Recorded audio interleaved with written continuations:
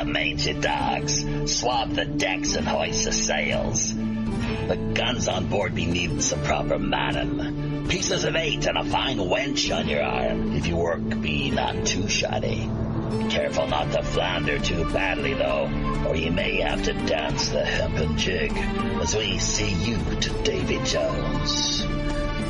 Jeffy, my boy, on with the show.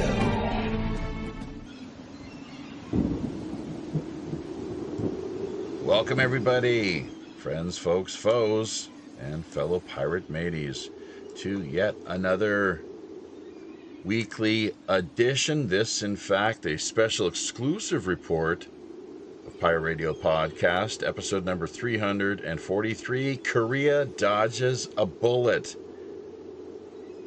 Before we get into all the particulars, let me first remind you that I myself, of course, am your trusted host and companion, as always, the Robin Hood's Chief Communications Officer, Jaffe Ryder. WPRPN.com is the website we will direct your attention to. Sign up is free. All you simply need is a username, password, and email from there. Everything should be pretty much straightforward.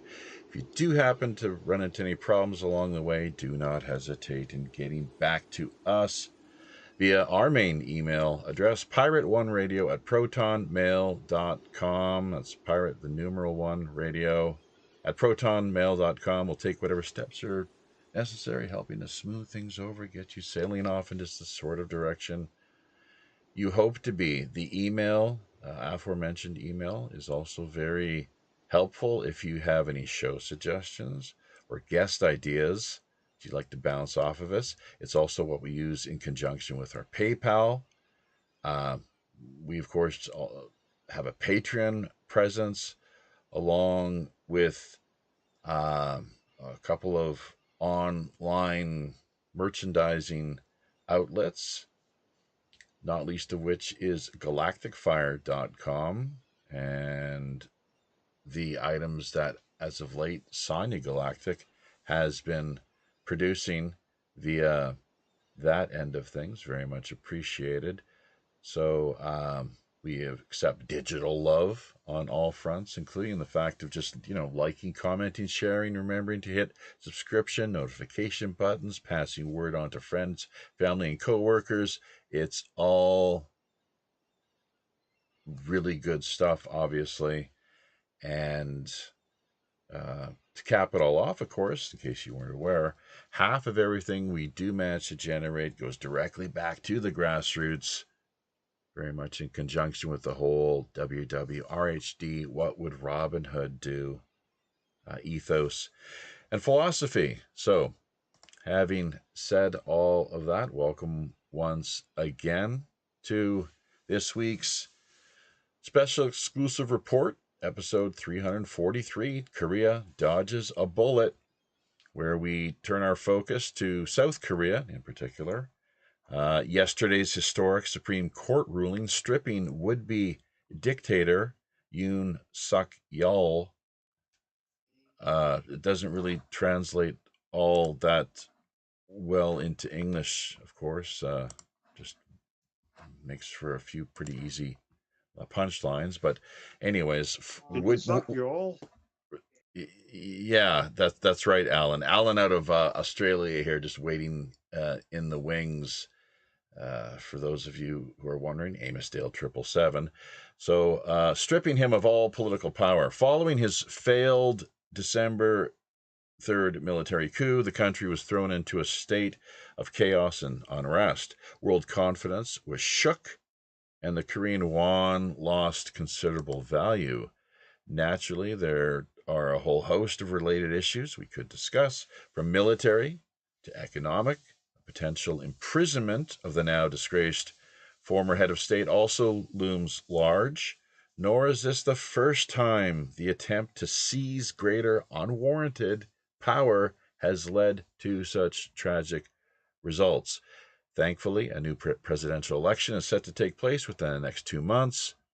If everything plays out smoothly, Korea should be able to reestablish itself as a respected nation and global leader.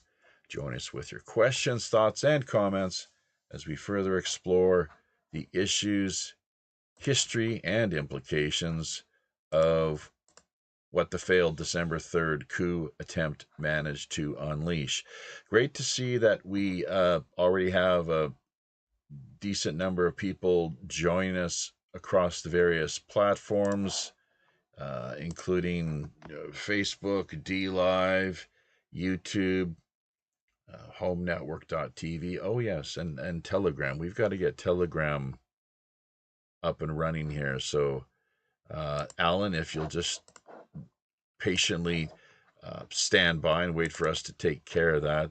Sometimes there's a bit of a bleed in here as far as the audio end of things is concerned, and it leaves people wondering what exactly is going on. So, similarly, over on Facebook, is what we have to contend with as well, as far as the technical, snafu end of things. But it's not all that big of a deal within the grander scheme of things. So be sure to take a look at the show description end of things, folks. There's a lot of really, helpful URLs to get you headed off in the right direction, or at least some direction as far as your inquiry and, research, deeper digging into the backstory, essentially, of what we're looking at here with respect to the failed attempted coup, how it played out, and this, once again, the long history of Korean would-be dictators, in particular, sometimes successful, working together in conjunction with their military insider co-conspirators, typically corporatists as well. Let's not forget, often find themselves, pretty active and hands-on as well. But this whole thing really was quite absurd and insane, frankly. Without getting into too many details at the present moment, I'll try my best to flesh things out, as well as invite, of course, your comments via the Peanut Gallery. We see that Sonia Galactic has already signed in over there, so that's great to have her on board. Tells us she's doing a little babysitting at the moment. Amos Dale holding down things over on D Live. As you're Australian based, Alan. How many attempted military coups has Australia seen over the years? Quite a few, I'd imagine, right? I guess Korea certainly has. Oh, hang on a second. Hang on. Okay, there. Your channel's open. Go ahead. Yeah. No, I don't know about coups sort of thing. They have selections all the time. Oh, I mean, they call them elections. But, yeah, the military doesn't really seem to get involved much. That's what happens in Australia. But, sorry, I don't know if you noticed, I'm not at home. I'm in a place called Lemon Tree Passage. Friends talking in the background. And yeah, is there any way you could have that door closed? You said she's in another room, I guess. Is that right? Yeah, there's no door. Oh, Jesus. So you're at a girlfriend's house, and she's gonna continue to. Okay, so just she's talking. She's talking on the phone in the other room. Oh, yeah. But anyway, it's really interesting what's happening in South Korea. I'll try and talk over the top of it, shall I? And yeah, well, I'd like to learn more, Jaffe. So give us some more detail. Okay, well, definitely that's what we're here to do. In the meantime, though, we've got a few housekeeping matters to attend to via, on a technical front here. We have to tag our, so they call them followers over on Facebook. We're just, it's unfortunate. What is it on Minds? I think it's subscribers, isn't it? You hear me harp on about this time and again, just the way that it's kind of baked into the cake, the cultish nature of things, unfortunately, with the followers and having so many followers, or you know, not having enough followers. People, the psychological reactions that people have on as a result of either case, obviously. So with things going to their heads when they have so many followers, or for that matter, uh, a real lack of self-esteem if they just don't have enough social media followers. Uh, you know, it's really quite sad, obviously. But here on the South Oh, I mean, they Korean call them front, elections. yeah, I mean, social media. Speaking of which, it's as big as anything, and things have really lit up here over the last day, in particular, where this decisive 8-0 Supreme Court ruling has just come down here in the last 24 hours. So, I mean, uh, I cannot help but think of how on the American front, the U.S. dodged a huge bullet, obviously, with the attempt that was made, two really uh, attempts on then candidate Trump's life. Uh, Thankfully, he escaped without, falling victim to any uh, assassination plot. But similarly, Was here it on real? come again. Was it real? Oh, Us conspiracy theorists, there's a few ideas out there that they were staged propaganda. I don't subscribe to any of it really myself, of course, but it's something you got to think about. Was it really? Yeah, was it? Was? yeah. Anyway, Well, I'll let you carry on. Sorry for butting in. that's okay. That's okay. Yeah. It's just it's an important point, obviously, and similar smoke and mirrors, as to what we're seeing here within the Korean context, and a lot of people are not aware of this, but apparently the way things all were staged essentially, and it really was bungled in the worst way you could almost imagine. This former President Yoon, he had been very tight with a handful of friends from his high school days who all rose to uh, find themselves, miraculously or not, being awarded with very influential government posts within the military, at intelligence apparatus, and and beyond, of course. So, what I'm really one of the things I'm looking forward to hearing more about is their fate, of course, and their role within all of this. But it was very something that only lasted a number of hours, and at which point he reappeared on national TV to because so many people just right even from the get go thought that it was a joke, really. Like, what's going on?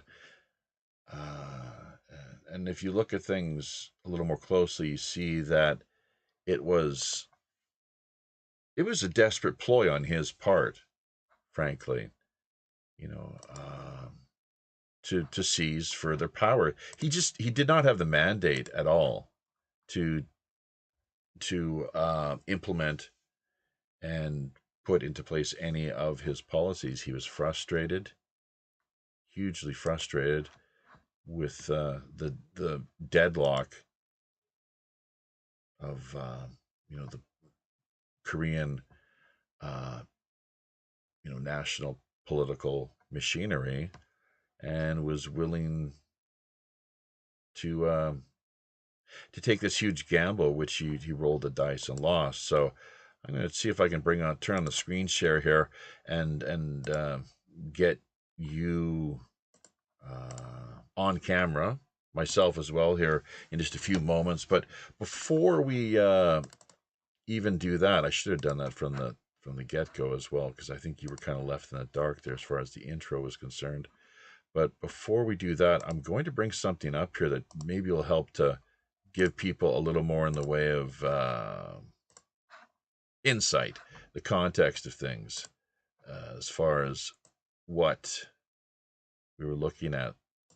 Or at least the Supreme Court was weighing, and understandably so, declaring martial law. There were 5 items mainly, and a few that were left out that I'd like to get into that take things you mentioned, or we brought up the whole smoke and mirrors business, things not always appearing the way that they actually are conveyed to us via the media. And let's see, your lady friend is bleeding in there in the background, so I'm gonna mute your mic. Keep that in mind, Alan. In the meantime, though, just briefly before we get back to you, declaring martial law in violation of constitutional and procedural provisions regarding its use. Number 2, issuing a martial law decree that included illegal and unconstitutional measures.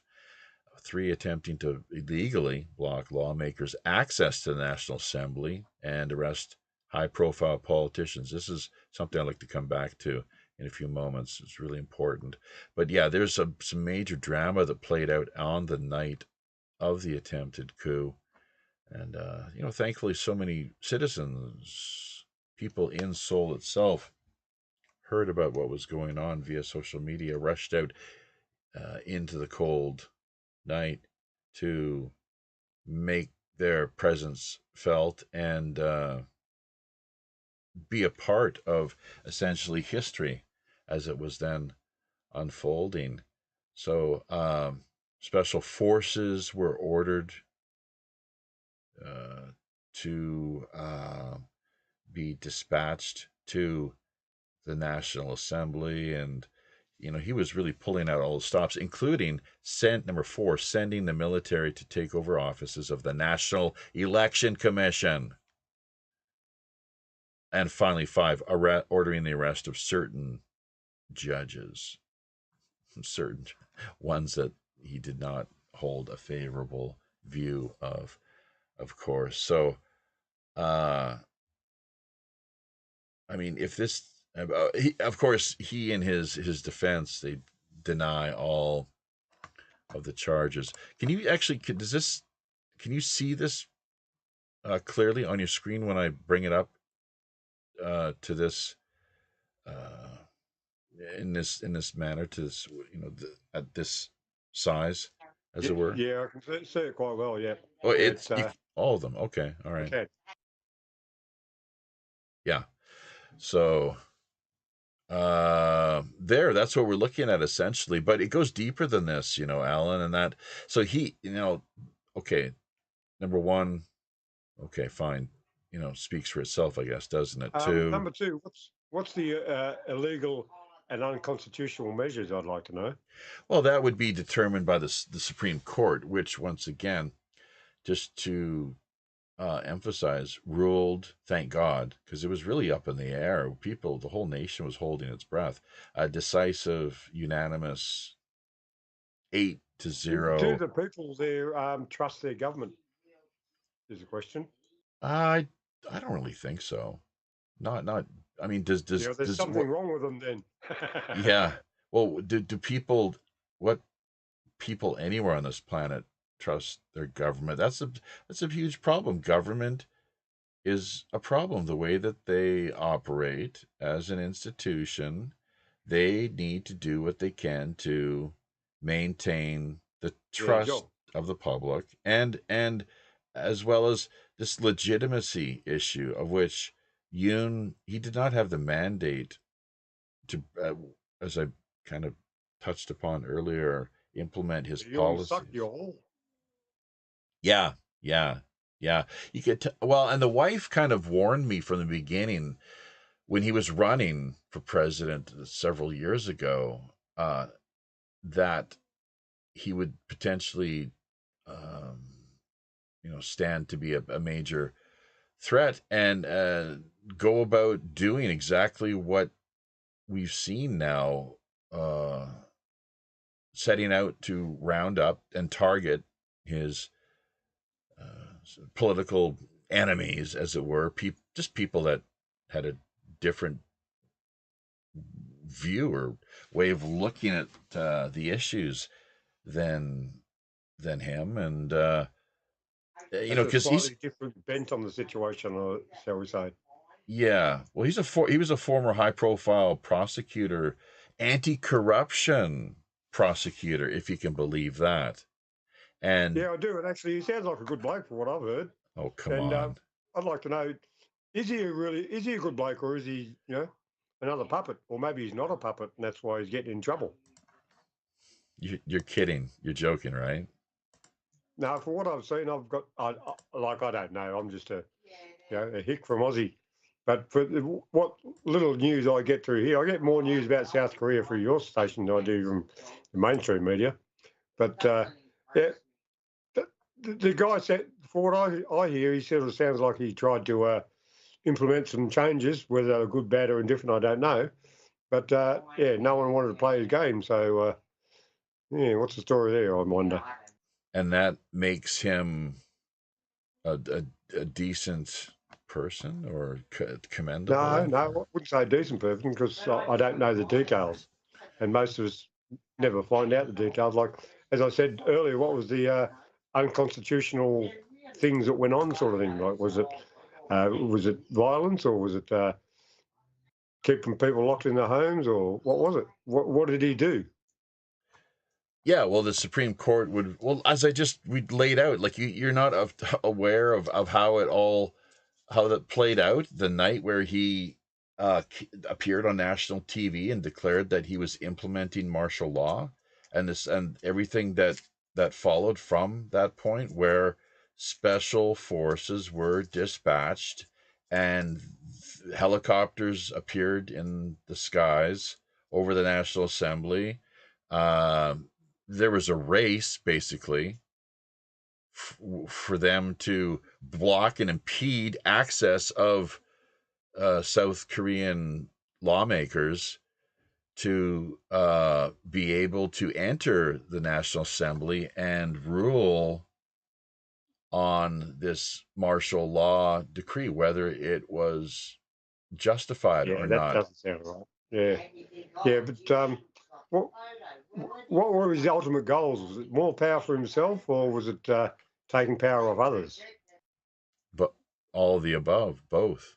Of course, it's and here's another example of what we're seeing on the screen here. There were like I say, if you check out the show description and of things, we included one of the news links regarding this business of the 80 satirical artworks, number of satirical artworks uh, that were removed from I guess it was a national museum or some just a really high profile art venue in Seoul.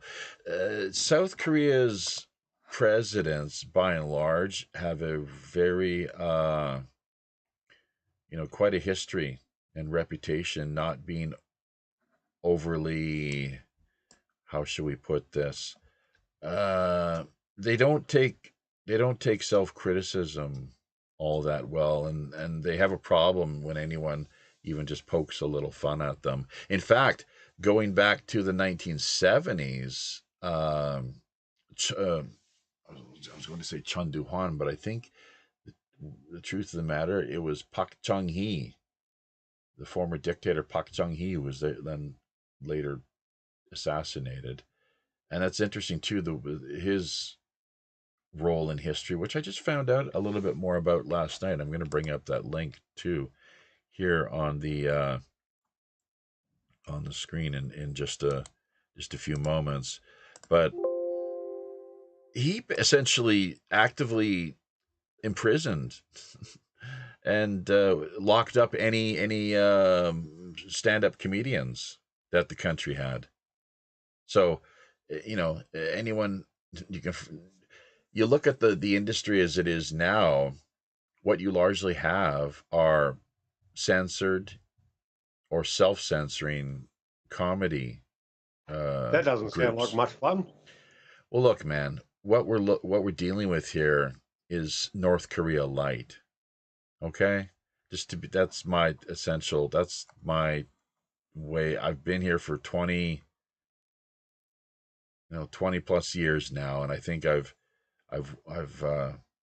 got a pretty reasonable handle on things. And it had this martial law decree been implemented and followed through with that, we would have. I mean, there wouldn't have been hardly any difference between the two Koreas whatsoever, frankly. So, it's kind of like Hitler or Stalin, right? I mean, they say communism on the one hand versus fascism. Hitler was a fascist and Stalin the communist. Well, they're both, you know, completely extreme, mentally ill despots, frankly. It's all about the power, isn't it? Yeah, and basically anyone who criticizes or that you find yourself having a problem with in the slightest Yeah, way, that's just a point. They've jailed all the dissidents and the comedians. I bet you they've got some good shows in jail. what do you mean? Comedy shows. Yeah. If Good conversations are happening there, sort of thing, but they're in jail, so. maybe it could be. South Korean President Syngman Rhee. I think he was a Freemason too. Like, people, if they're so inclined, look into it. There was one. I think he was Syngman Rhee. I saw him all decked out in his Masonic regalia. So, never far from the political world is this whole business of Freemasonry. Most of them are. Okay, so he was the first. I think he was the first president of post-war South Korea. I'm no expert in the field, but he was among one of the first. And hey, let me add to this. Of course, America, the U.S. and Washington, in particular, obviously, has had a very strong presence here since the time of the Korean War. What I heard following this whole dust up, basically, and the crisis as it played out, was that in order to bring about a decree of martial law, supposedly the president is required to consult with America first. Now, it's interesting because if that's true, the official story from Biden at the time was that, they were he was totally surprised. He had no idea, caught completely off guard. It was just, there was no communication between the White House in Washington and the Blue House, as it's known, in Seoul whatsoever, prior to all this being unleashed. So, Yeah, that might depend on who was controlling the communications. I think might be someone watching who says what to who. mm-hmm. That could be part of it. But I'm just a conspiracy theorist. Syngman Rhee secured a fourth presidential term in 1960 amid widespread allegations of vote rigging, triggering nationwide protests, forcing him to flee to Hawaii, where he died in 1965. Pak Chung-hee, that's this guy, and then Pak Geun-hye, his daughter, she later became president and was similarly, I believe, impeached and removed from office, and where she ended up in prison, actually. So, look, this guy, Syngman Rhee, forced into exile, or rather chooses to find himself fleeing to Hawaii before his political enemies catch up with him. So I guess he saw the writing on the wall. Lucky to escape with his life. He Pak Chung-hee shot and killed by his KCIA handler, from what I understand. There's some. Yeah, I was wondering when the CIA would be mentioned. No, it was the KCIA. Do you know what that stands for? Oh, Korean CIA. Correct. Yeah, KCIA. Yeah. And over here, Pak Geun-hye, the daughter, now she was involved with this fake shamanistic cult, I guess, is how the story goes. People might be interested, if they are interested and so inclined, can look into it. I mean, she just had it was quite a legacy that she left behind. Not all that positive, as far as I can tell. But the thing that really stands out is, and I believe it was her, she, if you can believe this, she offered get out of jail free cards to a whole host of high profile chaebol members. You know that here in South Korea, the chaebols are the fascist corporate conglomerates, of which Hyundai, Samsung, LG, things along, companies, outfits along. Sounds a bit like the Australian Labor Party. Well, these are corporate conglomerates, right? Yeah, so it's the Labor Party these days. Okay. Well, yeah, that's fascism. I mean, as Mussolini told us back in the day, it's pretty straight. Mind you, the other side of the government's not much better. Well, yeah, I mean, it's all the same bullshit, basically. Unless the you have two-party preferred system is a problem. Pardon me? The two-party preferred system governments that most of us get, it's one side or the other. Right. Not really you don't really get a choice. You get a selection. And they're all pretty much the same. What would you like, Pepsi or Coke? You're free. You're free. Don't forget, Alan, you're free to choose Pepsi or Coke. You're free to choose. I like dry ginger ale. Oh, well, we can't have that now, can we? Or if we do, it has to be. And occasionally, I like to drink water when I'm not drinking beer. Water, huh? Oh, geez, I don't know. Yeah, maybe seawater. Fluoride. We'll let you have some seawater. Fluoride, yeah. Fluoridated seawater. Yeah. How do you like my nifty background? Does that help to set the tone or not? It just kind of showed up, so we figured we'd run with that. How do you like mine? The old Australian flag?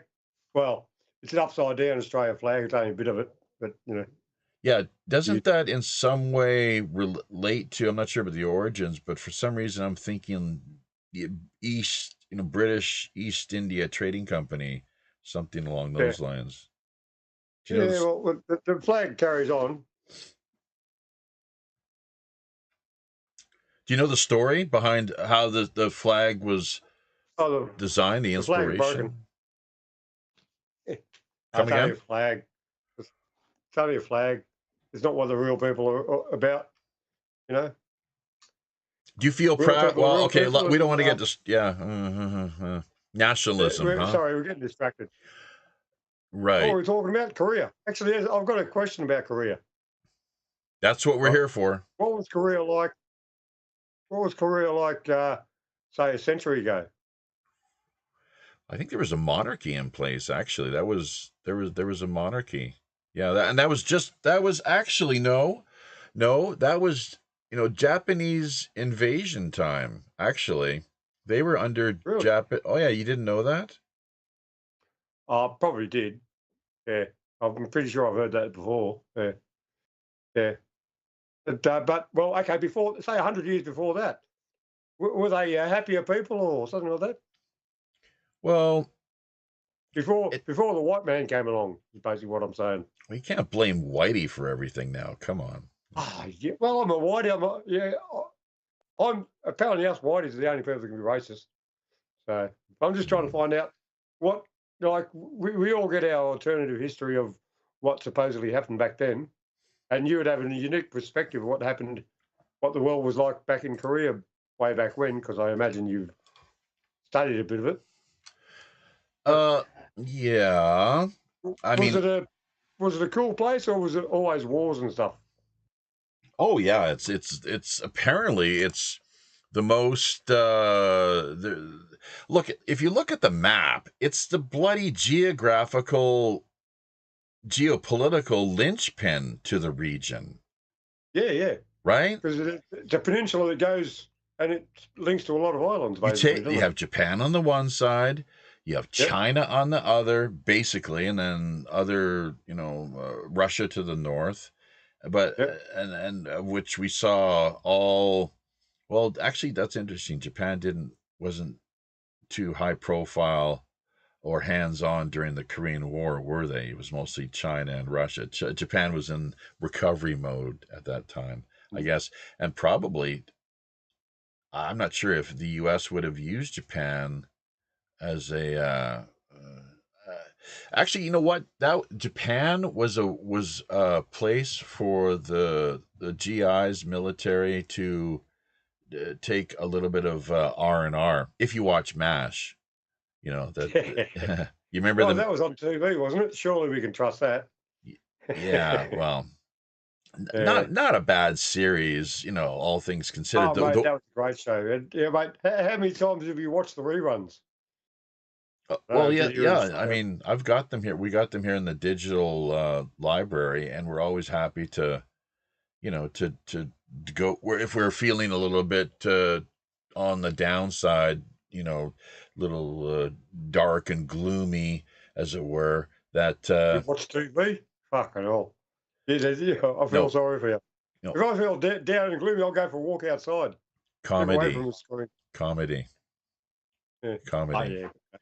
Walks are good. I'm not saying it's not either or. It's not either or. It's like maybe have something, have a nice dinner, maybe sit and meditate. Have you ever Yeah. tried sitting and just you're kind of like you're talking about walking. You can do walking meditation. You practice a little bit Yeah. of Well, that. I'm pretty sure I do when I walk, because I just find it so pleasant for the mind and body, sort of thing. Because you're like, I don't like, I'm not a fast walker. I can't remember last time I actually ran or jogged or anything, but I love just walking, and because you can clear your mind to some extent. You just got to watch the traffic sometimes. You can't walk and not. You got to notice your surroundings. Yeah, car exhaust. I try to Yeah. stay away. But Well, anyways, South Korea, you're asking 100, 200 years ago. Look into the yeah. history, man. I mean, I don't want to get too sidetracked with that, even though it is fascinating as it is. The Gaia Confederacy goes back to the time of Christ. The founding Oh, yeah.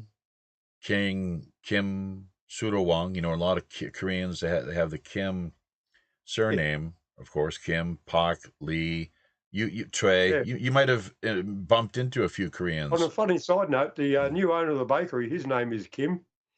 Oh well, there you He's go. Cambodian. His Yeah. name's Kim. I wonder if he's Buddhist as well. Oh, no, I think he's Christian. Okay. I So, think he goes to a Christian church and things. yeah. Poor, Okay. poor lost soul. Christianity. No, but yeah, well, I don't fire any. Well, If it works, anyone. whatever works, man. If it works, Uh, what's the point? If it works. So back to Korea though, once again, and that's an example of really, I think it's a kind of mental disorder.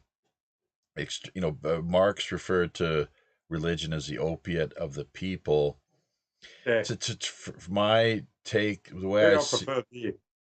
that's not, yeah, the way to go necessarily either. If it clouds or fogs the Probably not. mind, but you're a big boy and you've got to make the decisions that you do, and the implications are what they are, and we have to live by them, obviously, and accept them, all of us. Yep. So, but with the churchianity is huge here in Korea, and so let me just say with Yoon in particular, though, I'm not sure what sort of support base he has within that community or that demographic.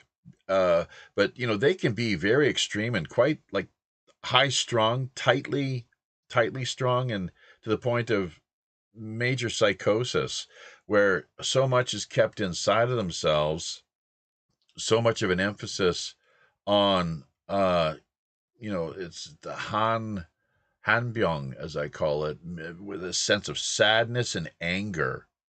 Sadness and anger combined, basically, is what is a central part of the Korean psyche, to which, if they do not apply the antidote of, for example,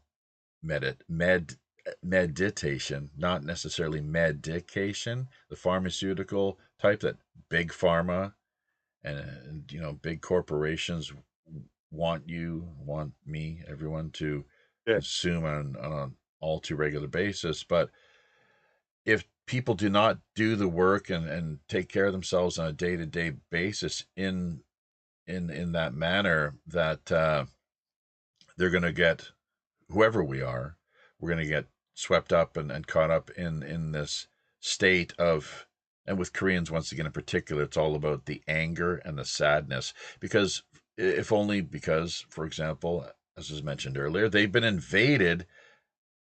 They are the top #1 country in all the world, if supposedly is the claim.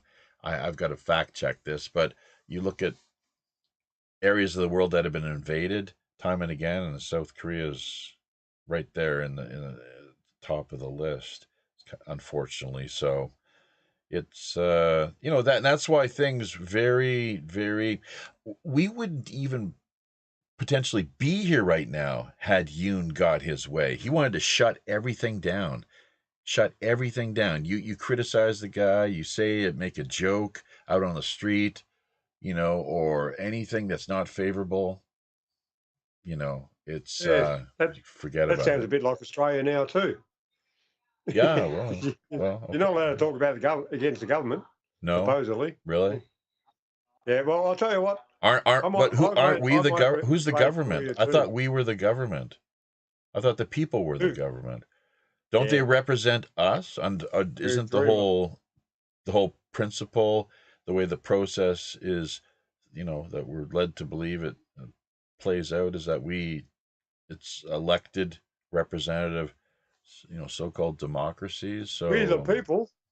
Yeah, that's a great idea, but in abstract of the way the world's run, doesn't seem that way, does it? Us so-called democratic type societies, we're not real democratic, because the people basically get screwed. So we've got Roger on board now. That's right. Yeah, Roger. Yeah, I'm here. Yeah. I'm listening to all you cool kids talk. What did you call us? I said, all you cool kids. I was listening. I thought you said dickheads. No. So, Roger, how's it going for West Frankfort, Illinois? Welcome to the show. Dragus Productions, we see making their presence known via D Live. I'm not sure, LFG. What the heck does that stand for? LFG, but now who? Dragus, aren't we supposed to be working on putting a show together with him? I don't know. That would be an area that Sonia would be more inclined to know about. Like she hangs out with Dragus Production more than I do. Isn't he another Mark? Yeah, he's Mark Wojcik. No, actually, I need to pronounce that better. Because oh my God, what do they call that?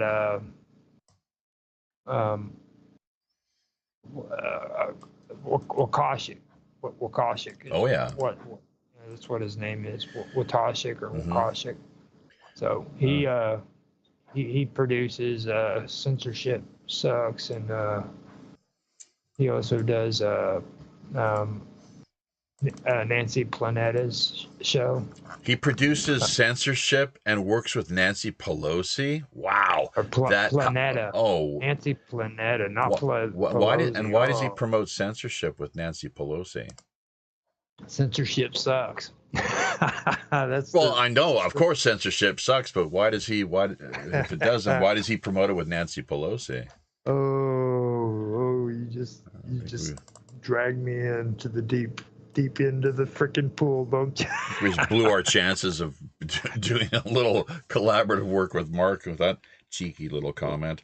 So hopefully does he have a sense of humor or yeah, not? he does. Oh, does he? He does. Like, okay. I just hope you don't have like any of those freaking pee tablets that you put down behind somebody to make it look like they peed in the pool, man. Because God, already drug me down into the deep end. Now you're gonna make everybody laugh at me. What's a P tablet? What's that all about? You've never heard of that? No. Can you find them here in Korea? Does maybe the outgoing president Yoon? Maybe Yoon needs a P tablet now that he's been removed from office. What do you think? Well, have you been following this at all, Roger? That's what we're here to discuss tonight.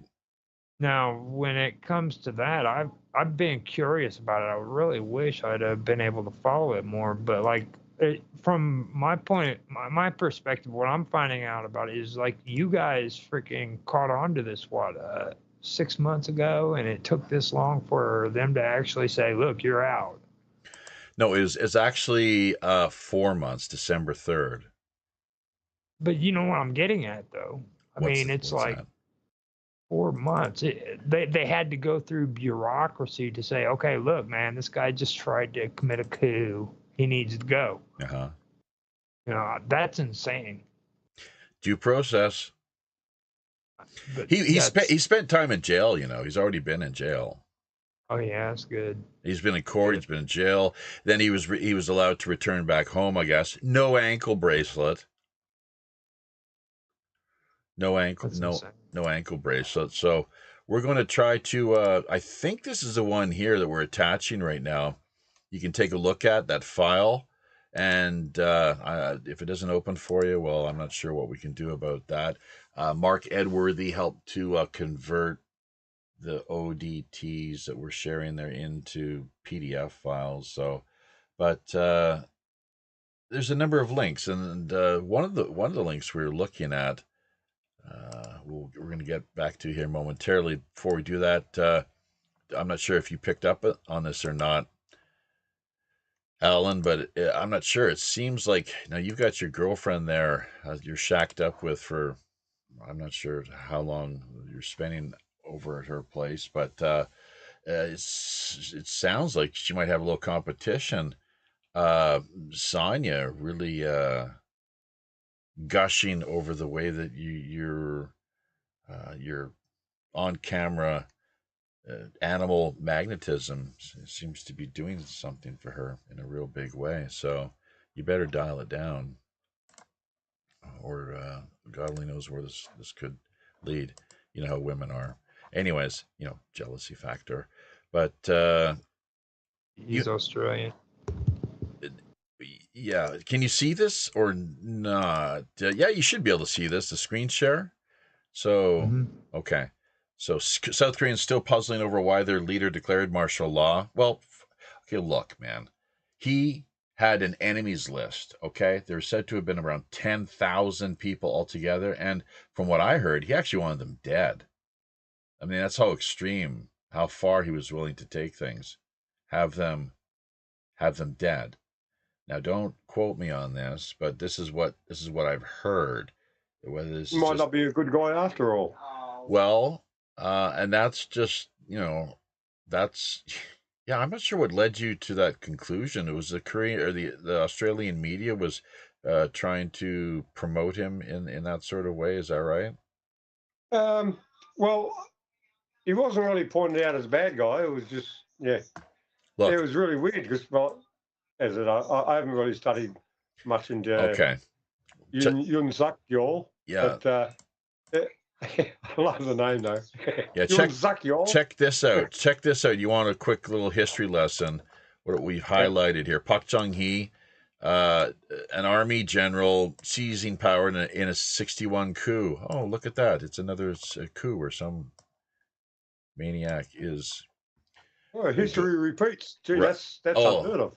In South Korea, it's an all too common occurrence, unfortunately. Toppling the government that had replaced Syngman Rhee, the prior very friendly, grandfatherly. Look, I mean, hey, there's a face you can trust. How could what could possibly there be not to like about him, the way that he works to run the country. So, but credit with industrial policies that fueled the country's rapid economic growth in the 60s and 70s. But critics remember him as a ruthless dictator who jailed, tortured, and executed dissidents. Oh, wow. So there we go. History repeating itself, as you're saying, or for that matter, Now, rhyming. Let me finish. Park, also the father of future President Park Geun-hye, assassinated by his own spy chief during a late night drinking session, 1979. That's the KCIA character that yeah. referencing earlier. Go ahead. Now, when he executed these people, did he do it in the name of democracy and freedom Oh, sure, for all? of course. You're gonna just whatever. Okay, so he whatever. wasn't like a tyrannical, horrible communist that was out to take over the world with spy satellites and internet. He was a patriot. I guess he might have. They always.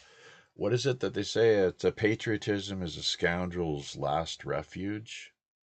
Yeah, kind of like all those patriots that were like sending cocaine to South America for guns, so they could ship them off over to all those horrible terrorists over in the Middle East during the Iran-Contra war. Remember, in politics, not only is everything timing, but in the minds of these high-profile insiders, the ends justify the means.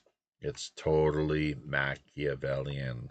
At whether it's Trump, Putin, these clowns that are up to their shenanigans, the nonsense that we're seeing played out, and just to think of what goes on behind the scenes.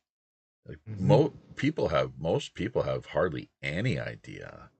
With the for example, I'll give one example in a related sense: the number of high profile, for example, K-pop singers or entertainers and celebrities that supposedly suicide themselves.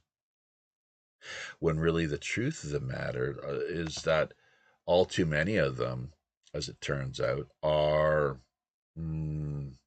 if you can believe this, they're consorts or pedophile victims, you mean? no, not necessarily. That But probably. they're of Well, age. that's what I was getting ready to say. They're just skinny little Oriental girls. You know what I'm saying? It's not like they're underage. A lot of them look like they're like 15 or 16, but that's like an image. Do you know remember Marilyn Monroe, the way that she was being passed around throughout Hollywood, Yeah. and the world of organized crime. We all would like to be passed it our way, though, wouldn't we? You really think that was just a kind of one-off sort of deal, that it never? No. Unfortunately, she had a tragic situation. She was a beautiful person, pretty good actress and everything like that. And Hollywood did what Hollywood do. But do you think that was an isolated case? No, not at all. It's like mandatory. Right. Happens to every case, pretty much. It's all too common. Do it or get it done to you, and most of them do both. It's an all too common, situation, state of affairs that women, and let's not forget men as well, with the male prostitution or just abuse, the way that so many males are abused. It's an equal world where everyone gets abused equally. Equal rights, abuse. But let's face equal it, opportunity abuse. You have a lucky life if you don't get abused. Check this out. So here's Chun Doo-hwan, this jerk. He fled to a Buddhist monastery after this. Look at the arrogance in this, and arrogance and defiance. The guy is just completely mental and so corrupt. He died just in the last year or two, and there were not too many people shedding all that many tears, but he hoarded an extreme amount of wealth.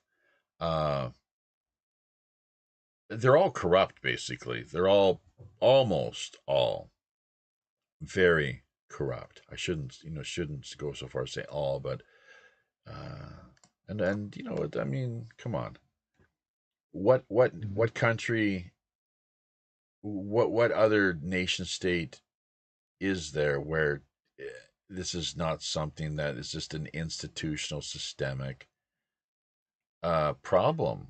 You know, that You show it's me just a the nature of the uncorrupted beast. politician, and I'll show you a unicorn. Ah, I love it. that's a good one. That was cool. Yeah, that's the best line of the night. So, anyways, but he was responsible for a mass killing, targeting, shooting, basically troops in Seoul. Well, also down in Gwangju, the Gwangju massacre, where I first lived, actually, was very close. Oh, he died a couple of years ago, already 2021. So, and then exiled, remote Buddhist temple. What an awful person. What an awful person. No, he was, so he turned tanks and troops on these student protesters down in Gwangju, once again where I first lived and moved to when I came to Korea.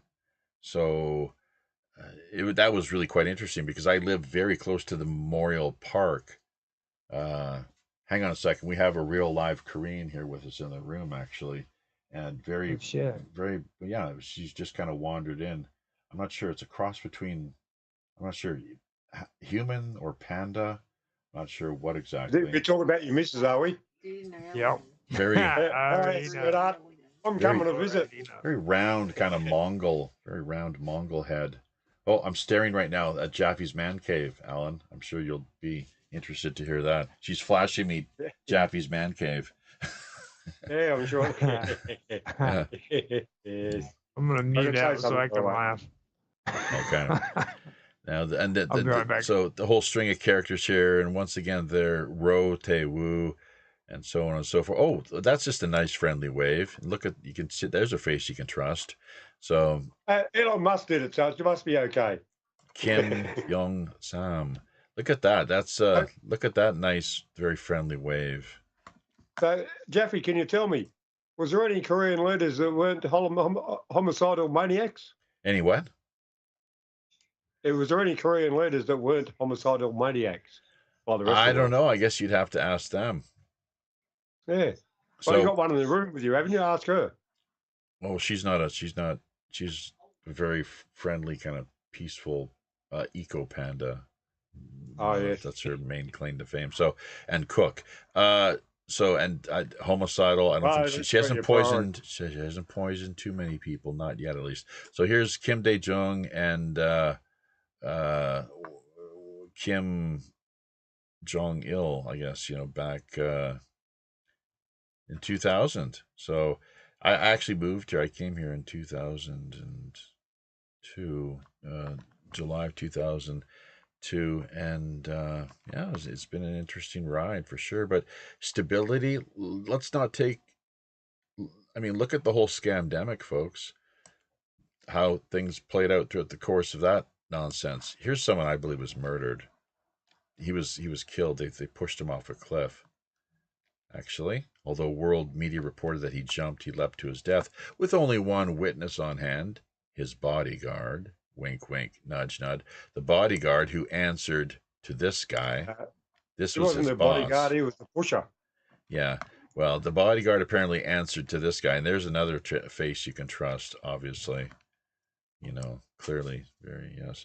But this guy actually had the most charisma and dignity. He was a former human rights lawyer. Okay.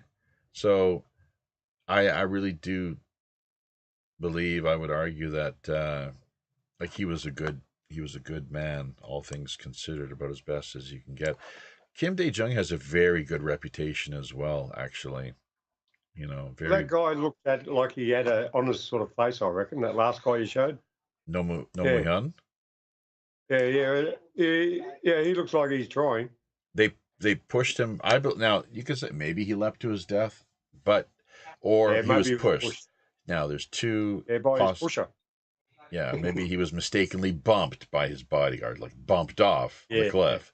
So But he was the only witness. It was an early morning walk, and he was on the edge of this. Uh, it was, basically, I don't know. They called Owl's Peak, I believe. And now What was his bodyguard? Was he a KCIA bloke or what? that's basically that's the kind of the cut of his jib, more or less, and most of their jibs. But like I said, keep in mind, he was not a private protector. He was under. He was answering to this man, his the successor. No Hyun's successor was Im Young Park. They did not like each other. They were kind of like, the way that Trump, Biden, or you name it. That the endless the what is enmity, and really just the.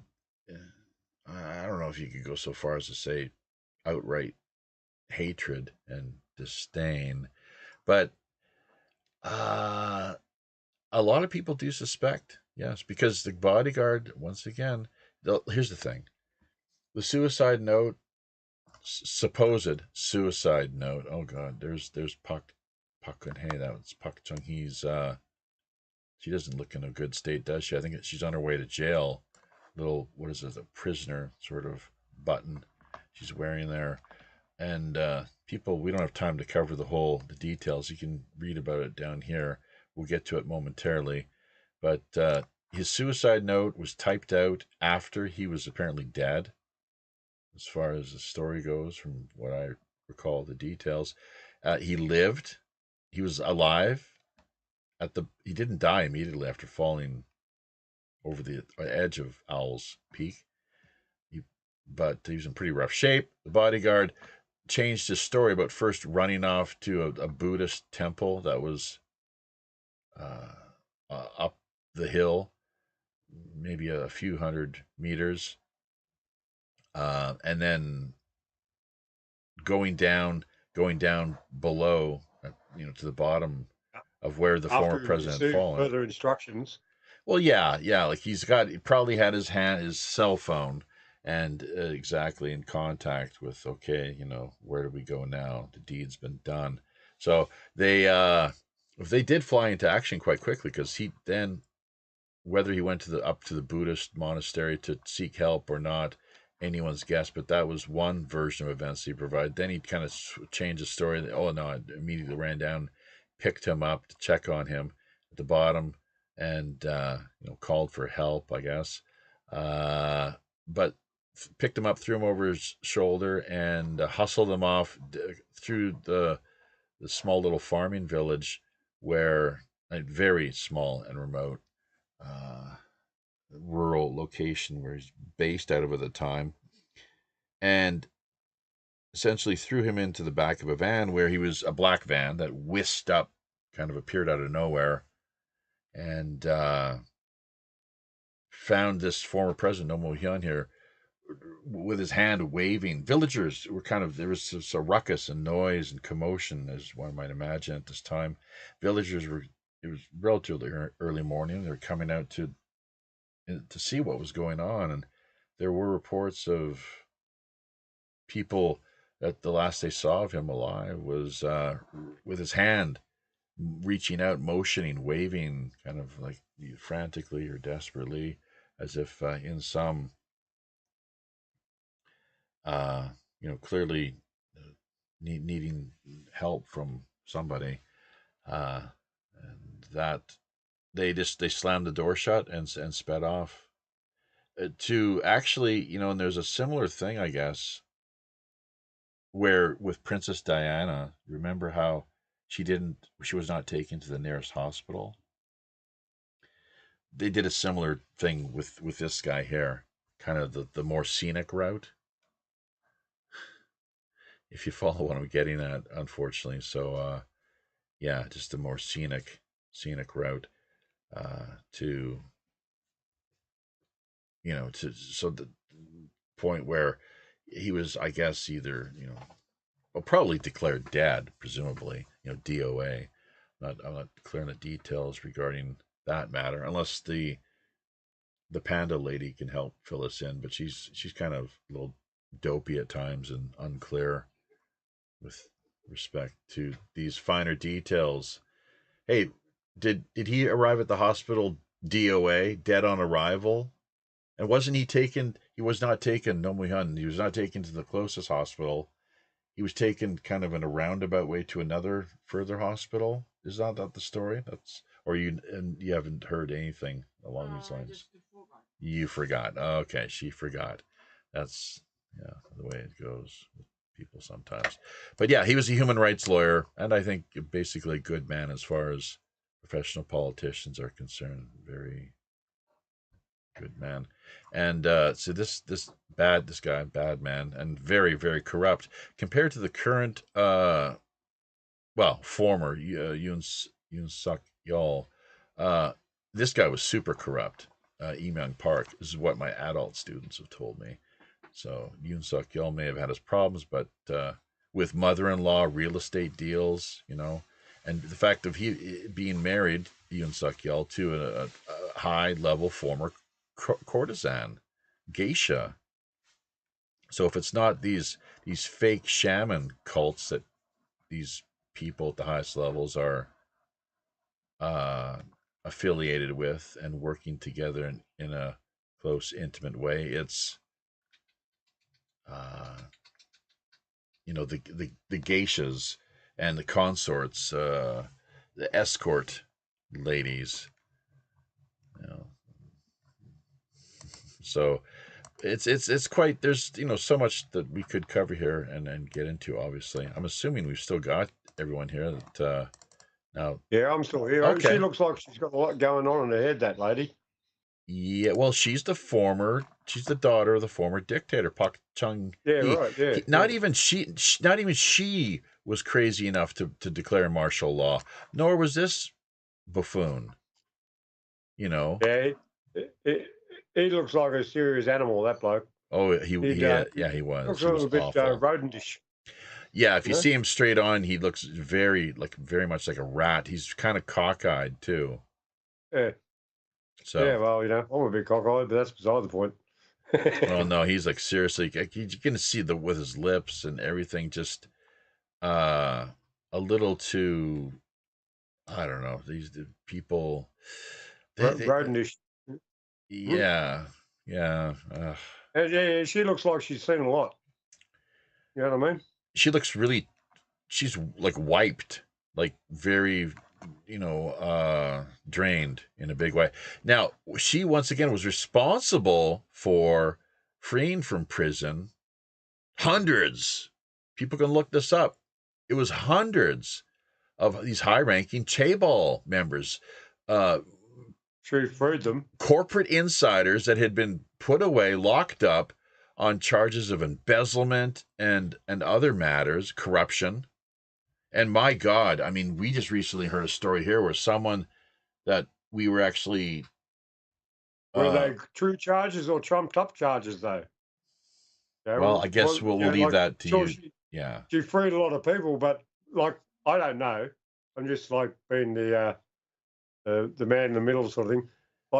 Did she do good or did she do bad? Were they bad guys she freed or not? Well, we'll let you just make up your mind on that one. My take generally I have very little sympathy for high-profile corporate insiders that are being caught up in these multi-million, if not more, the amount of dollars we're looking at, the schemes and scams that they're a part of, fleecing the public or their investors. So, but anyways, it's a bit sad.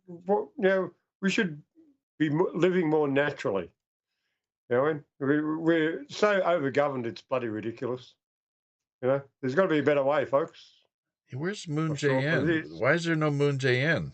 See, Moon Jae-in, following Park Geun-hye, Moon Jae-in came into power. So they skipped over him, you see. So Yoon Suk Yeol 22 to present. But so Moon Jae-in basically... Right. But this jerk, he's a former high-profile anti-corruption prosecutor. Once again, for those who didn't pick up on it the first time around, that's what helped to bring him into power. Essentially, people thinking, oh, well, he's going to be cleaning things up here and taking care of all these. He's basically putting behind bars maybe some of the same people that she freed, which she did. Her official line was that it was for the betterment of the country, for the country's best, interests. Which, if you think about it, see, it's like you could say the same thing with this jerk, letting him go, letting him walk free. Well, why, supposedly, why did they let him walk free? Well, it was for the good of the country, for the good of the country, maintain, stability or the image of the nation. So, or what have you. And by the way, which is a joke, of course, because it's, thank God he was impeached. I think it was on the appeal decision that the Supreme Court rendered yesterday. That's how it all played out. That's why it took so long, 4 months. It was on appeal, and now it's potential imprisonment, which hopefully he will be facing. And let's not forget that, see, her successor, Moon Jae-in, who we do not see here, there's a gap because he, once, I don't know, it's a dangerous. I mean, look at. Curious that they just delete a political figure that was obviously between those 2 years. Well, because he wasn't caught up in the corruption and scandals. He wasn't imprisoned. He wasn't murdered. He didn't have to flee or go into exile. He's still in Korea, and he escaped largely unscathed. But this guy wanted to go after him because he was the former head of the opposition party. So that's what you do. Haven't you noticed that that's the way the political game is played? Is you go after the people in the opposition parties hard to make them look like fools or the worst sort of personalities you could imagine, while taking all the blame and attention off yourself. Right? Go ahead. I've got to say, the United States has to be tied into that. Well, you missed out on that. We're talking because here's the thing: you talk with this, with the whole business of martial law being brought into the as short-lived as it was. That what I heard was that whether this is true or not, I don't know. It would seem to make sense, though. It wouldn't surprise me that, as you say, Roger, Washington is required to be, basically, basically kept in needs to be notified and put, on alert, as it were, anytime martial law is declared in Korea. That's a requisite requirement. Military technical words is they need to be read in, because that's the thing I'm talking about. Like the United States, in Korea, it's actually treated according to military standards. So, well, it's like Iran. Okay, whenever the Iran embassy happened, it was because their government was turned into a puppet state, and the United States was monopolizing off of profits that were made by Iran. And people just got sick of it, and like this thing in Korea, you have to freaking do what the United States says, because if you don't, the opposition is going to take you out and they're going to gain power. And the United States is going to back that and make it to where it happens. So you basically have a proxy government that's freaking puppets of the United States. That's my opinion. Right. And it's interesting because it wasn't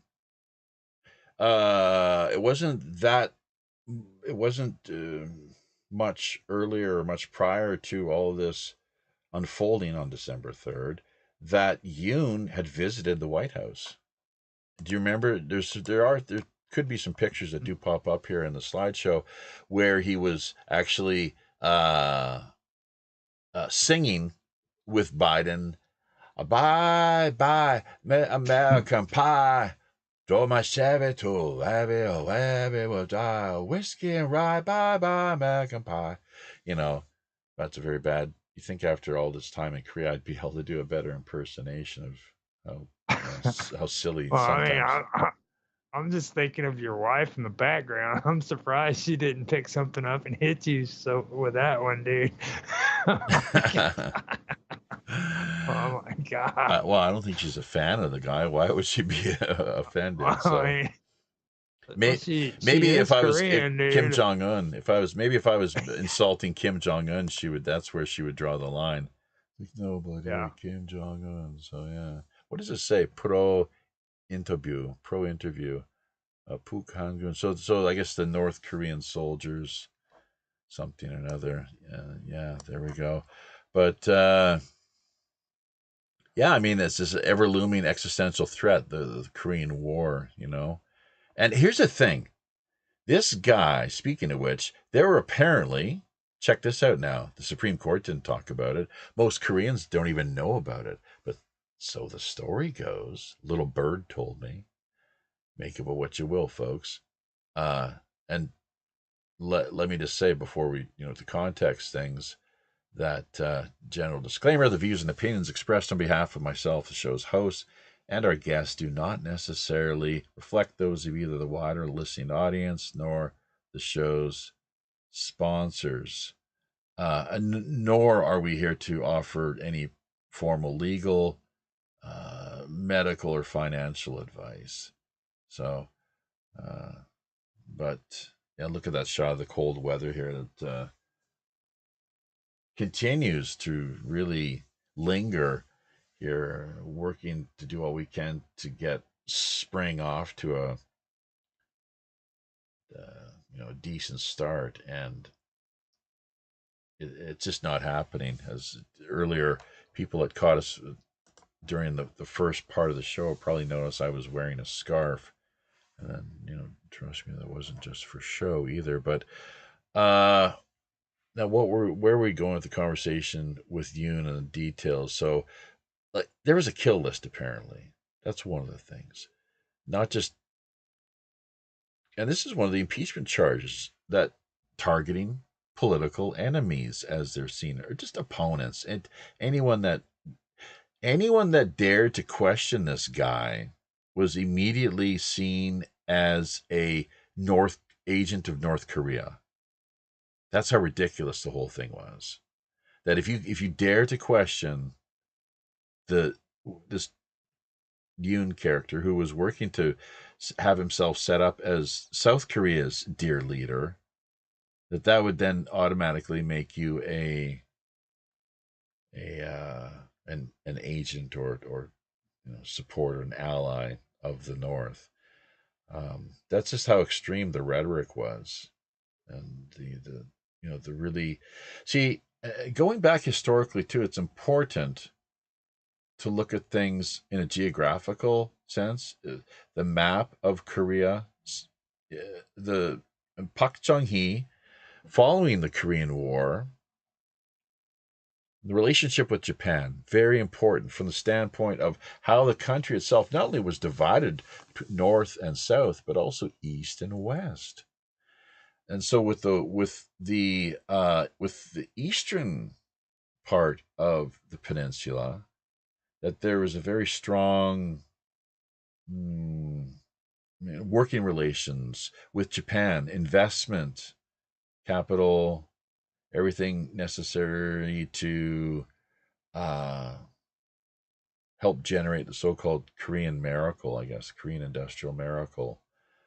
A lot of it came to the East Coast via Japan, and that's why people the likes of Yoon and Lee Myung Park and Pak Chung Hee, others of that, the I guess you'd say extreme right wing, the parties that have traditionally represented and that stood for and served the interests of the East Coast region, they have been backed in a big way by Japanese interests, a sort of hidden hand, as it were.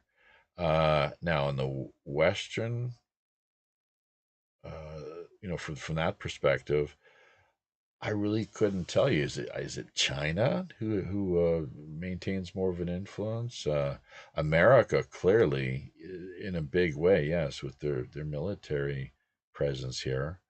So I really could not answer that, not in a definitive sense, Yes, obviously. follow the money.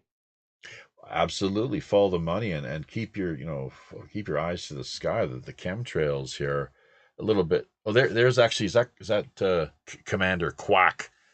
He's, you think you'd have enough money for a hair transplant job, but apparently not. Seriously, Commander Quack?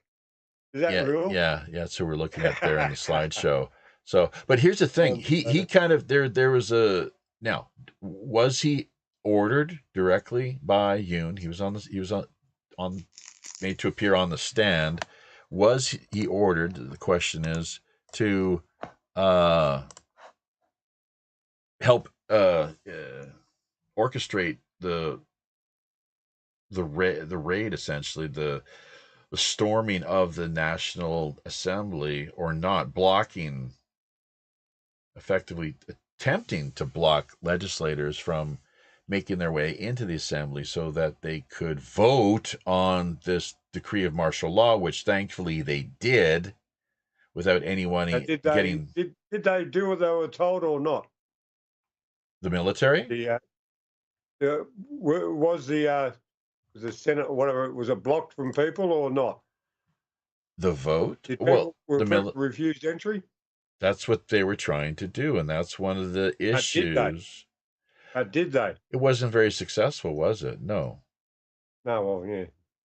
They Oh, tried. well. They tried, but they failed. It was a failed military coup. Yeah.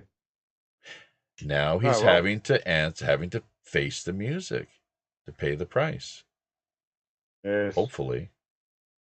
It sounds like that blockade that they had. What was it? Was it in China? Where no, it was in Russia. Oh wow! Whenever what's his name? Back during after the wall fell and they were disassembling the Soviet Union, the old government tried to surround the capital when not Putin but Gorbachev was in office, I believe. And the people actually no, that was in Turkey. Turkey was when they were trying to overthrow the government, and the people actually came out into the streets, man, and they started attacking freaking tanks and saying, "Look, you're not going to do this," and it was the people who stopped that from happening. Wow, I forgot all about that. Sounds like you're almost talking Tiananmen Square, but that wasn't. Yeah, I mean it was crazy shit. I don't know if do you remember all that stuff happening in Turkey? No, China's Tiananmen Square, though, definitely, yes. Yeah, that's exactly what it reminded me of, is Tiananmen Square. Do you know the Tank Man, the famous lone Chinese man, the brave soul that stood in front of that tank? He's never been seen again. He's probably dead. Well, yeah, there's a price you pay either way. There's a price you pay for resisting tyranny. There's also a price that we pay for allowing tyranny to reign supreme and to completely just steamroll over everything that we have been led to believe. And this is one of the things I've been out and not when I get the chance to interact with people, my adult students and taxi drivers, and strike up conversations here and there, asking people in Korea, just kind of drawing to their attention, bringing to their attention the whole business of what was the point of fighting the Korean War. Do you guys have an answer to that? It was a fight against communism. Mm-hmm. Alan? Any response? Why was the Korean War fought? Maybe he's off to the fridge to grab another beer. Freedom and democracy, though, I guess is what you could say, and to fight against communism. The Jewish Bolshevism is another way of phrasing that, I suppose. Why this camera? It's hilarious. The way my face looks so disfigured, as if it's like almost the cheek kind of. You also have to take a look at the motives behind it too. Like the Koreans, that was real, you know, like for them. But like for the United States, I couldn't go like the whole distance of actually giving a damn. You know, it would have been more of a when the United States got involved with it, it would have been more of a political thing than it was actual. You know, in my point of view, it would have been just the. You know, it was just a few years after the World War II had ended as well. Let's not forget, and the U.S. was expanding its reach and presence throughout Southeast Asia. It wouldn't be too much longer the Korean War, or I'm sorry, the war in Vietnam would take place, of course, of which that particular area had largely been under French, what do they call it? French imperial rule, I guess. You know, French Indochina. Although, you know, things like, you know, geopolitically underwent a transformation as I don't know how it all played out basically, but the French no longer were quite as dominant in the area. And let's not forget, speaking of French, the French connection, and to completely ignore things like that and the Golden Triangle would, well, it wasn't something that JFK ignored. He was, you know, pretty aware of how illegal, illicit, you know, substances were, you know, that they were a central part of what was being produced in the region. Ultimately, as with Afghanistan finding its way back to the West, you know, even to the point where similarly what we have, you know, it's like payback for the opium wars on the fentanyl front. You know, Chinese, you know, CCP produced fentanyl, among others, but yeah, the French connection. Which is interesting because Gene Hackman, recently deceased Gene Hackman, was probably one of his best parts or movie roles, was it not? Yeah.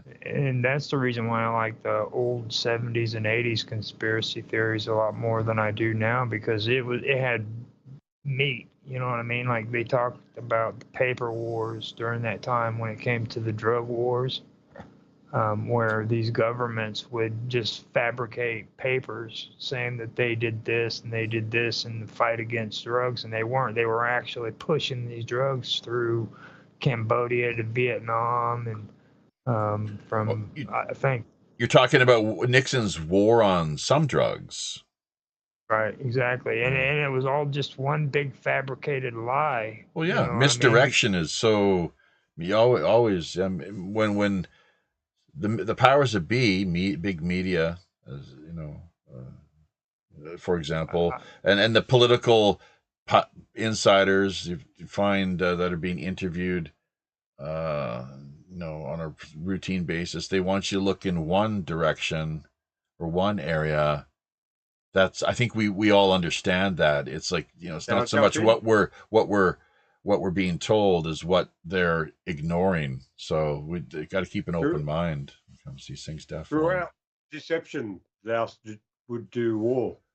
Oh, you are a bloody anti-Semite. You know that, Alan? You are an anti-Semite. How dare you? How dare you? I think I got nothing against Roger. Semites. We got to shut this. Actually, I've got nothing against anybody. Well, but the that's- Semites, man, like, how dare you criticize the Semites? I didn't I mean- criticise anyway, but I've just said now through deception, well, let's do war. Or Oh, something like that. you know what that, we That's all a- know exactly. It's a motto of some. You can't, don't let the Still, cat out of the hey. bag. You just let the cat out of Everybody the knows bag. that there's no Jews in South Korea, dude. Come on. It's like Or Vietnam. for those of you out there sorry. wondering, yeah, Mossad's famous, the motto that they work by, October 7th, wink, wink, Oh, is that where it nudge, came from? nudge. September 11th, wink, wink, nudge, nudge. USS Liberty, JFK. I think there's someone on the door.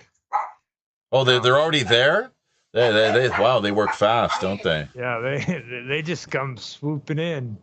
Yeah. So Now it's like all of a sudden the big door kicks open. You know what I mean? It's like here comes the Australian authorities for that dissidence. yeah. So Alan, who you shacked up with there?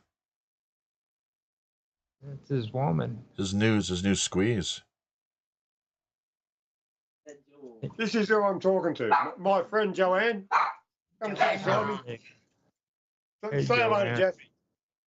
Hi, Jeffy. Oi, Yeah. what kind of dog How is are that? and- Not so bad, not so bad. What looks like you got a nice little spread there, nice house. What? How many Yeah, dogs? it's only a brick wall. You can see. You should see the rest place. It's a nice little A-frame house. Right. It's beautiful. Hey, settle down, And dogs. we've been invaded by animals. Yeah. Yeah, I've got the pack here. They're down there. Oh, that's a Rottweiler? The Staffy. Is that a mixed breed? Right, yeah. If that's what you call a Rottweiler, the Northern Hemisphere, No, that it's makes me think the Staffy. world's flat. I don't know what a Staffy is. It's a nice looking dog though. So. Nice jacaranda trees in the background. No, that's just a picture. Oh, He's Jacaranda. That's interesting. Do you know that reference? Do you know where that goes back to? In like, if you're a musician, do you know what the first thing that comes to mind when you hear that term Jacaranda? I never knew what Jacaranda meant. It's a tree. Didn't know that. Do you don't know about Really? the? Don't you know It's a about? South American tree with Yeah. purple flowers. Okay, well, these are like cherry blossoms out of South Korea, I guess. Oh, are they? Yeah, Yeah. right. So this is I'm on the family farm right now and streaming No, from you're not. the You're in live. front of a fucking green screen. What? No, we're outdoor. Come on, just let your Behind the green screen. Now let your he's drunk. imagination run wild. Look Yeah. at where his headphones. See around his headphones. You see the little. But- bits. Yeah, but look at all the people back here in the park too. Look at them mingling around. They're having lovers in the park. He And looks a bit superimposed, doesn't he? Yeah. No, did she just call me superficial? He's a What? super personality, though. Yeah, Aren't you, right. Jeffy? Hey, what kind of girlfriend is that? Did she just call me superficial? His actual real name is Captain Sinclair. No, He's- that's what are you talking about, man? You've never even met the captain. He keeps a pretty low profile. Yes. Well, that's why I'm coming to South Korea. Oh, okay, all I right. want to meet him in person. Just Yeah. because otherwise I'm not sure the universe is real. Okay, well, you can do that, but remember, there's a 25% tariff for any Ah, hostel tariffs, fees. mate. What's that? Yeah, it's only money. I don't have any money problems. I don't have any money. 25 percent tariff. How rude. Yeah, you should have invited him in. Rubbish. We Lots just had of- a politician that came to the door and wanted to chat.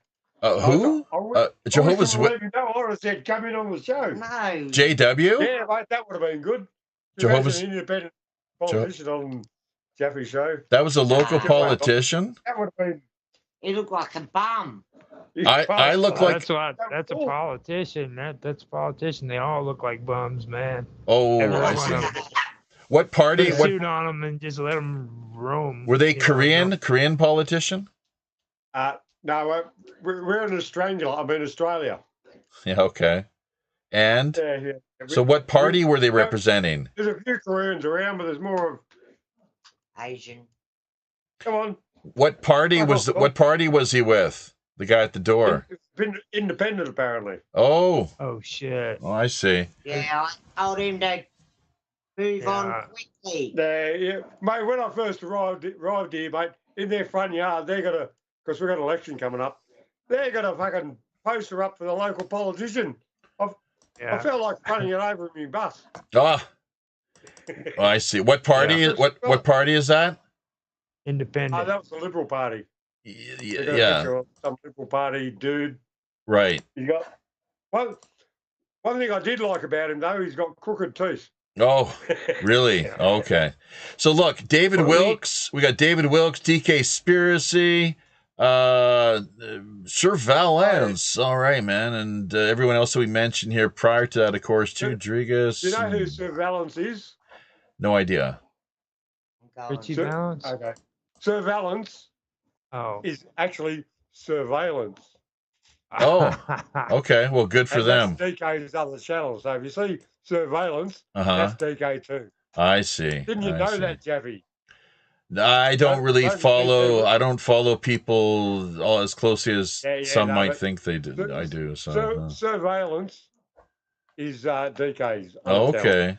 Well, what if? So, hey, look, it's been a great ride here, folks. You know, we've made it to the 90-minute plus mark.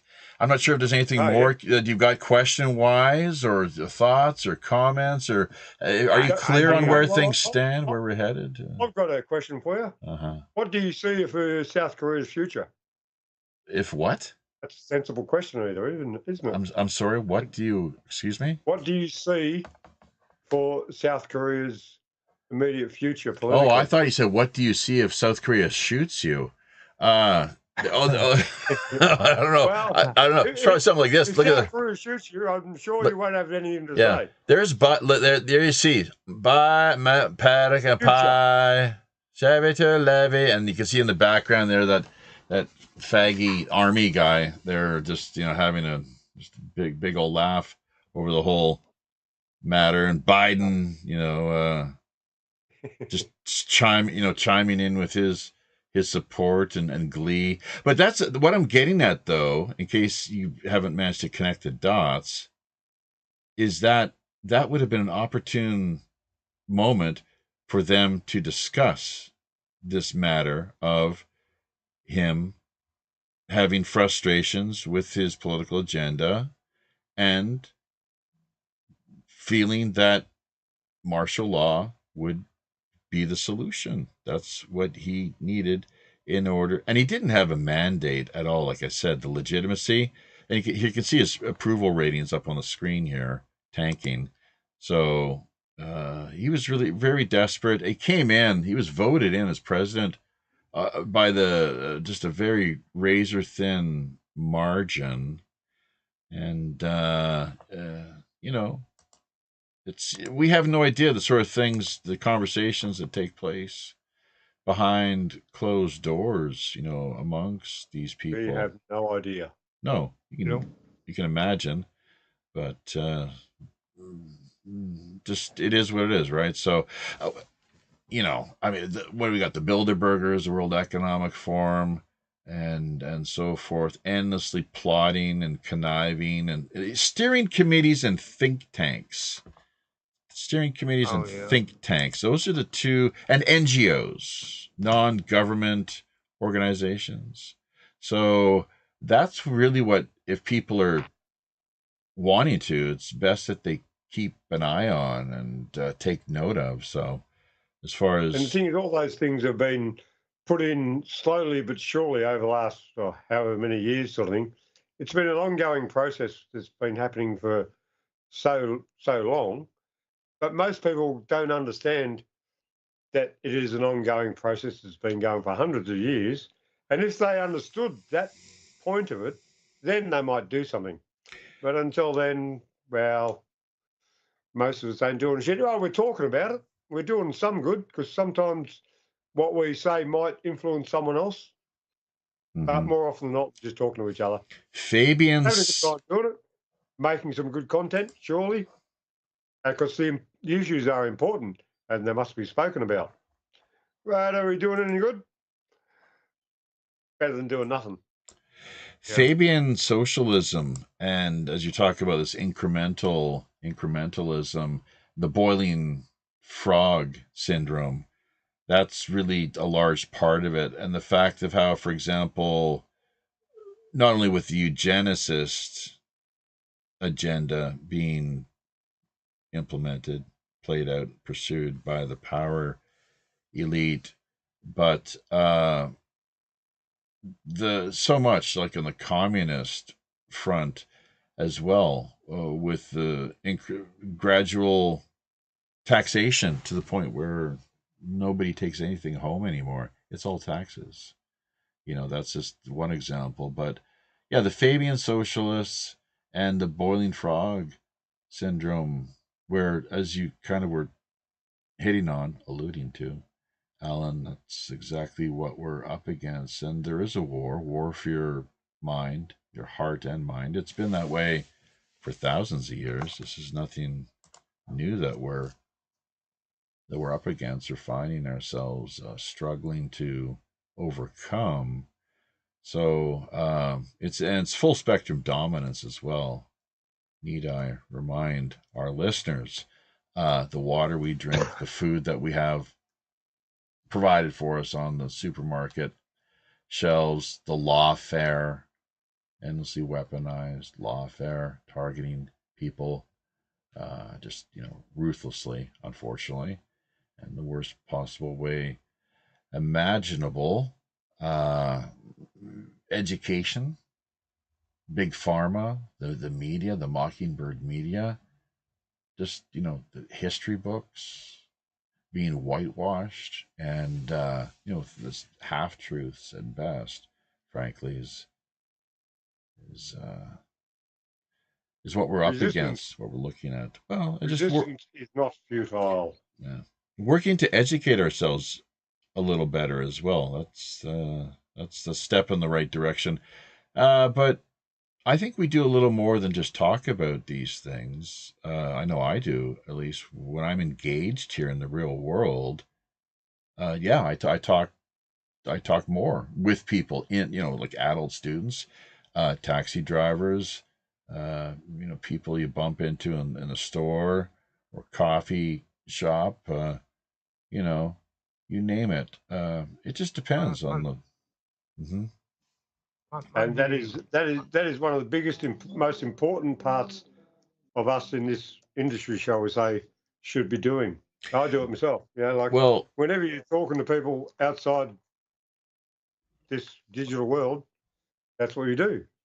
You try and educate them to what's really happening. I have a different opinion on this too. Like a lot of people mention the New World Order like it's something that's going to happen. And I like to point out the fact that it isn't going to happen. It has happened. And we're not fighting to prevent the New World Order. We're climbing ourselves out of the New World Order. Orwell's 1984. Gee, do you think Orwell's 1984 could ever possibly happen? One day, maybe. Open your eyes and look around and tell me. It happened seriously. in 1984. Everything. Well, China as well. Do you remember back in the day? I certainly do. Where it's so obvious from my view, where you could see because China, as it turns out, they were tapped, as it were, handpicked by the powers that be to lead the world into the New World Order, into the 21st century. This is like at least 100 years ago. This all went down at the highest levels of the global, the planning committees and steering committees, planning sessions, and as I said, mentioned earlier, think tanks and so forth. So the Rhodes Scholars, the Roundtable organizations, right, and then so on and so forth. So that's Milner's Kindergarten. Look into that if you have yet to do so, folks. And keep in mind, once again, this business of Fabian socialism and the incrementalism and the boiling frog syndrome. So eugenics by the injection and injunction. Bertrand Russell was a major player back in the day within the context of what we're alluding to here. I would argue, I guess, Aldous Huxley to an extent as well, but he seemed, I don't know, he seemed to be more revealing, kind of revelation of the method, and allowing people the opportunity to be more educated and aware, and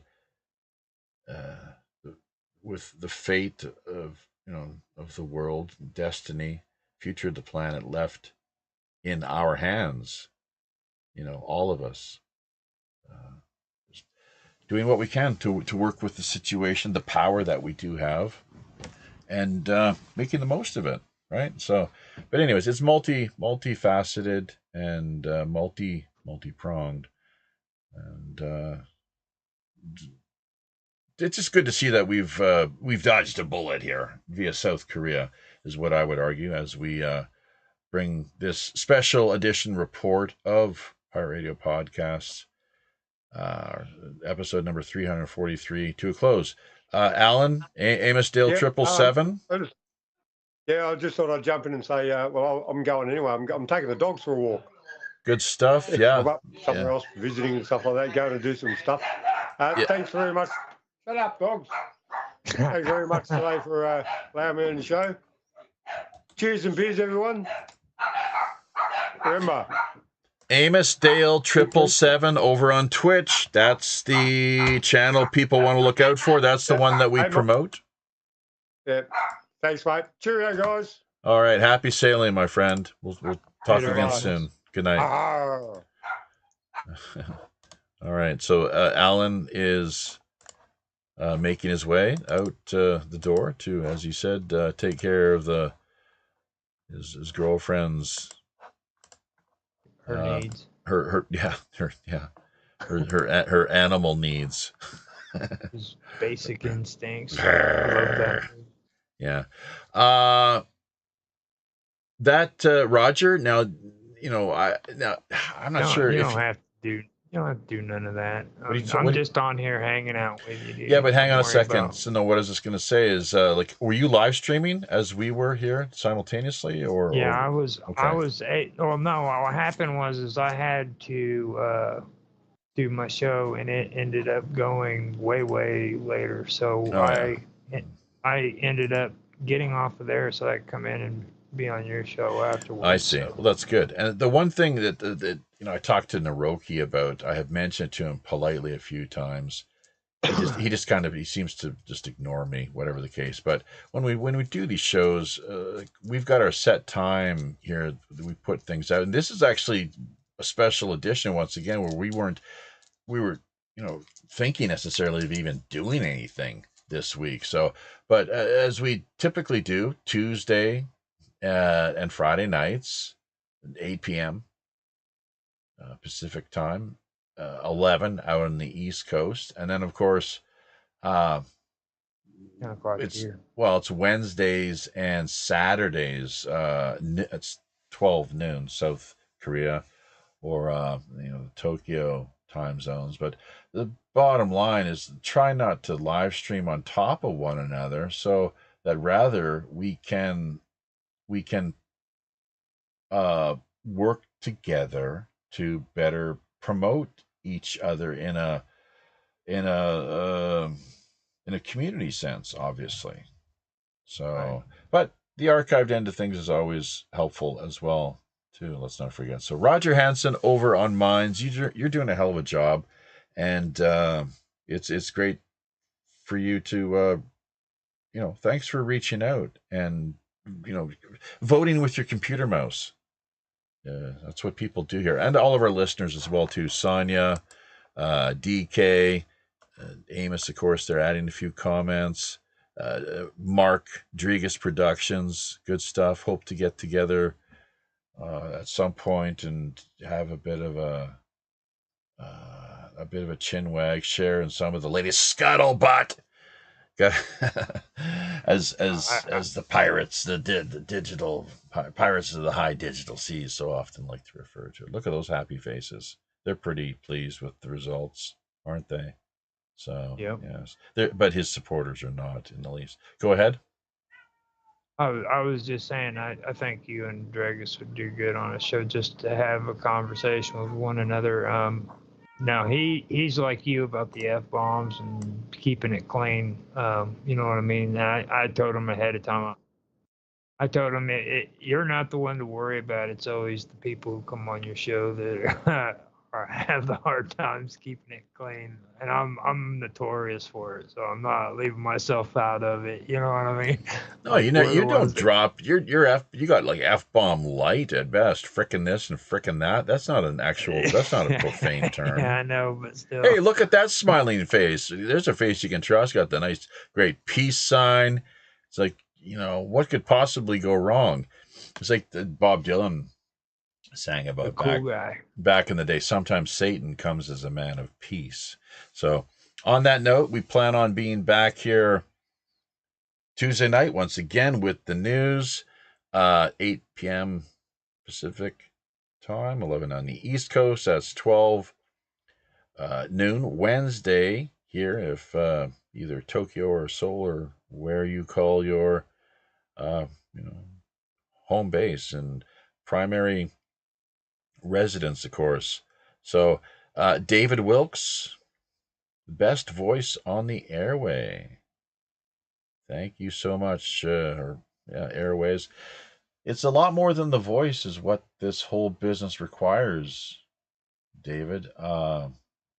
You've got to have the brains and the heart, I would argue, to go along with it in order to, well, and there's the technical production as well too. Let's not forget. So there's a whole multitude of factors that are required in putting together a successful uh, live stream that consistently managed to deliver. That's where you start to really uh, become recognized as a professional of the highest caliber. So thank you for those kind words and compliments. So I'm not someone, Roger. I think you're someone similar. Are you? You're not one who handles compliments all that well. I hate them. Yeah, I hate them with a passion, to be make me. honest with you. I hate listening to my voice on the internet. Yeah, yeah. I rarely listen to the playbacks of our show. I hate to confess. Art Bell never did either. Just get the content out there. Let the people decide. If they have anything to offer, comment wise, or if they got guest ideas or donations, it's critical stuff. Of course, we're open to all of it. Pirate One Radio at protonmail.com is how you hit us up if you do have show suggestions, guest ideas, PayPal support, or you'd like to become part of the our email contact list. Really critical now, given the fact, especially of how the internet, is under siege. Basically, internet freedom is under siege. Net neutrality has never been further from the truth, I would argue. And I'm sure many others would agree. So, and we're a living testament to that, given the fact of how we've, of Twitch taken down, Discord suspended 2 of our accounts, X as well now too. Both of the accounts we had in place over there suspended, and it's and so on and so forth. Endlessly having to contend with these threats via elsewhere, including YouTube and Facebook. This, if it's not out in the open and in your face, then it's the shadow banning business, which that's a little more it's a little more tricky, obviously, with the algorithms, the gaming and the gearing of the algorithms, either tipping the tables in one one person's favor at the expense of others, of course, or just one hashtag, one idea. We've heard time and again now, suppression of ideas. Hunter Biden's laptop. Look no further. That's a good starting place for when we maybe pick up the conversation Tuesday night. So thank you so much once again to everybody who did reach out and connect with us here. It's been a pleasure. Do keep in touch. We really we appreciate your being here, a part of the community, along with any contributions you have to offer, whether monetary, digital, otherwise, liking, commenting, sharing, remembering to hit subscription, notification buttons, passing word on to friends, family, and co-workers. It all helps to make up the powerful formula that manages to produce the essential wind that our sails require. So having said this, on behalf of Captain Long John Sinclair and all the rest of the crew here down in Skullport Harbor, until we meet again via these high, often all too intrepid digital seas, I'm your host as always, Robin Hood's Chief Communications Officer, Jaffe Ryder, reminding you, ear to the ground, eyes to the sky. Tally-ho!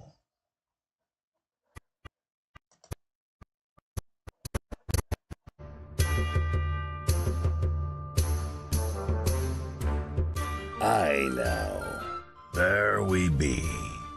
Having carefully looked over each of our navigation panel instruments, checking every level, switch, dial, cable, knob, and pulley, by all accounts and indications, we indeed see it's time, once again, to drop anchor inside Mystic Bay.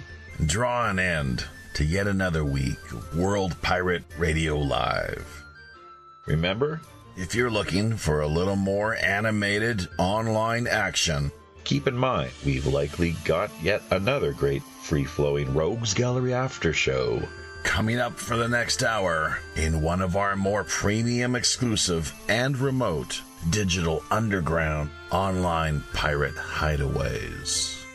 Also, if you yourself have a new, novel, intriguing, or otherwise underreported idea, unique individual, or pressing item in mind, be sure to either drop us a line directly over on WPRPN.com or fire us a quick email via PirateOneRadio@protonmail.com. We're always open to exploring fresh creative suggestions, intriguing guest ideas, cutting-edge discussion topics, and captivating themes. Remember, WPRPN.com member site subdomain links are also always available. Great for artists, musicians, podcasters, bloggers, social media personalities, Or pretty much just any old land lover looking to boost their online visibility, presence, and reach. Basic personal profile accounts can be launched for just $60 per year. Staking your claim now helps not only strengthen you and the network, we're also looking out for the little guy. That's right, folks. As much as half of all WPRPN's profits are redirected right back into the hands of the people who really need it most. Community charity. After all, we are the Robin Hood. You can further embark on your own personal pirate journey by either liking, sharing, Commenting on, subscribing to, or just following us via virtually any mainstream social media platform, including Twitter, Facebook, Gab, or Minds.com. So don't forget to become engaged. Until we meet again out on the high digital seas, I'm your host as always, the ship's Chief Communications Officer, Jaffe Ryder. Tally-ho.